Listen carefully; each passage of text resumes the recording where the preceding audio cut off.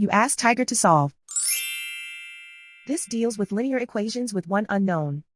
The final result is f equals 18. Let's solve it step by step.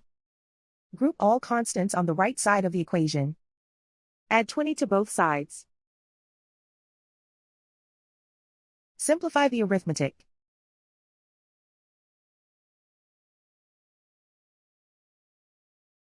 Isolate the f.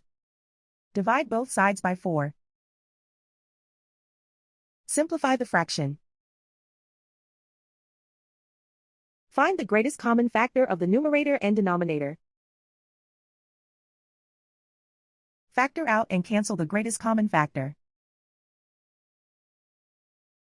And so the final result is f equals 18.